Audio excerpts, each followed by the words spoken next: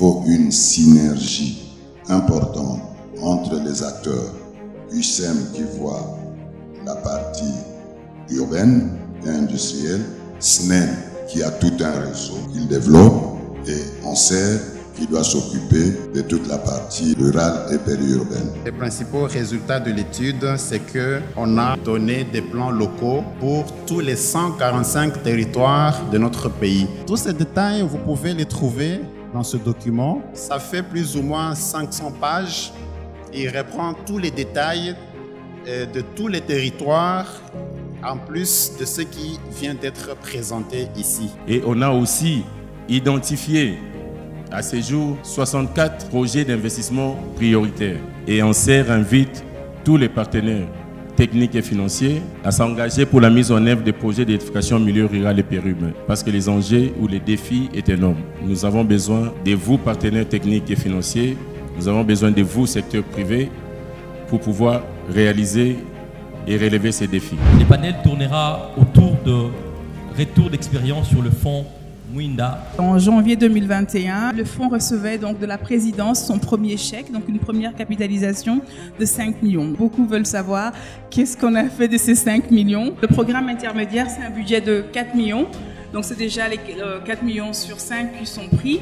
Et le manquant a servi à couvrir le pilote Mouinda que nous avons mené, a servi à couvrir des frais de gestion. Ok, donc on vous rassure tout de suite, les 5 millions sont là. 1 million en termes des résultats d'un projet pilote, un projet de recherche, voilà. Et 4 millions qui vont financer le programme intermédiaire Mouinda.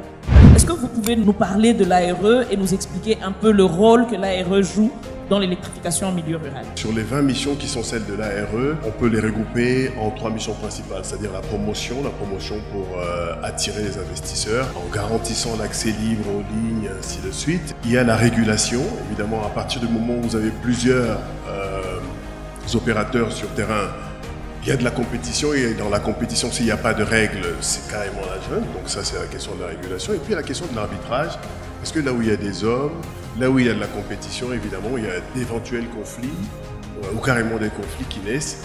Et à partir de là, il faut réguler les relations dans ce business qui est l'électricité. Dans l'émission de l'ANAPI, nous avons la promotion potentialité, promotion climat des affaires et accompagnement. Lorsque l'on parle de certaines réformes, et je reste dans le secteur de l'électricité, libéralisation du secteur, qu'est-ce que ça apporte comme conséquence? L'ARE existe, c'est une des conséquences de la réforme. L'ONCER existe, d'ailleurs nous avons un protocole d'accord. Et ensuite, il faut réaliser, sécuriser et rentabiliser les investissements. C'est la raison pour laquelle d'ailleurs il y a eu plusieurs forums. Et c'est la raison de ce forum. Les taxes, nous les payons pour la même population. Pourquoi on s'est dit à la fois on veut avancer et on s'est dit à haute voix qu'on ne peut pas faciliter?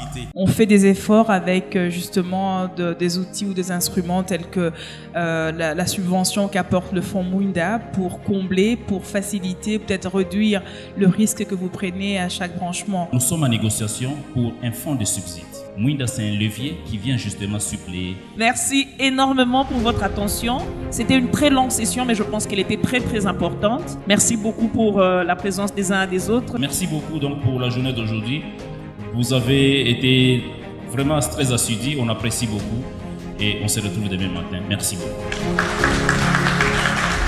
ONCER pour un nouveau jour en RDC.